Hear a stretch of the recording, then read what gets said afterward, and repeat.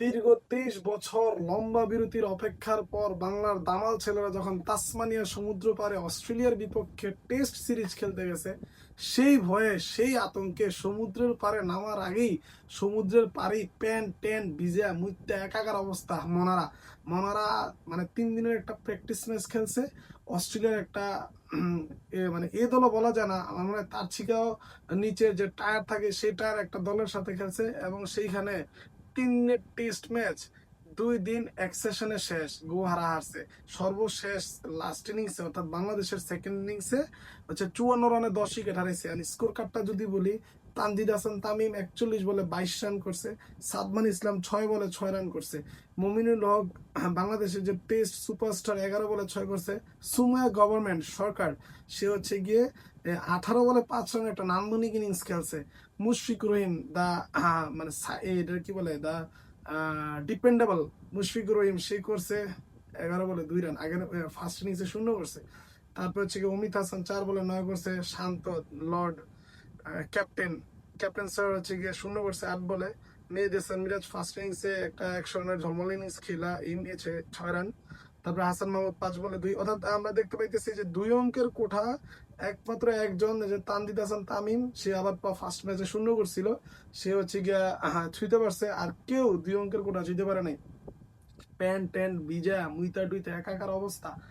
এমন মনে করেন 23 বছর পরে খেলতে গিয়া প্র্যাকটিস ম্যাচে এই অবস্থা, মূল ম্যাচে 23 ঘন্টা সার্ভাইভ করবে কিনা এটা এখন প্রশ্নবোধক চিহ্ন। আমার কাছে তো খুবই কনফিউজ যে আসলে 23 ঘন্টা সার্ভাইভ করবে কিনা।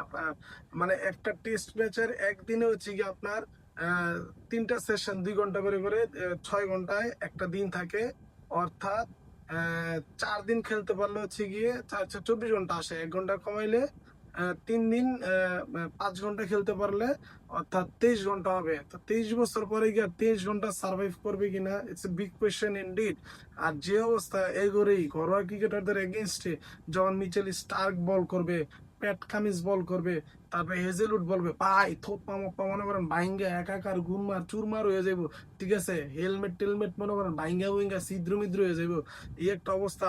ফার্স্ট এড একদম কন্টিনিউয়াসলি লগে রাখতে হবে, ডাক্তার অলওয়েজ মনে করেন ব্যান্ডেজ, তারপর ওয়ান টাইম, তারপর হচ্ছে গিয়ে এই পপিসেপ বায়োডিন, হ্যাঁ এগুলো নিয়ে রেডি থাকতে হবে, মানে গিয়ে লাগবার এগুলো দিয়ে মনে করেন সিলাই দিতে হইব। ঠিক আছে, ড্রেসিং ড্রেসিং করে কারণ ভয়াবহ অবস্থা হইব, মনে করেন একাকার করে লেবো, চুরমার করে লেবো ভাইঙ্গা চুইরা।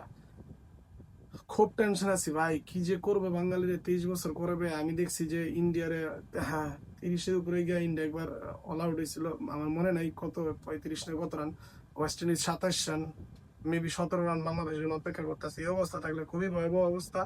সো কিরকম হইতে পারে বলে আপনারা মনে করতেছেন অবশ্যই কমেন্ট বক্সে এসে জানাইবেন। আপনাদের মতামতের সাথে দেখবো যে আসলে ম্যাচের প্রেডিকশন কতটুকু মিলে। সো টিল দ্যাট, আল্লাহ হাফেজ, টাটা বাই বাই।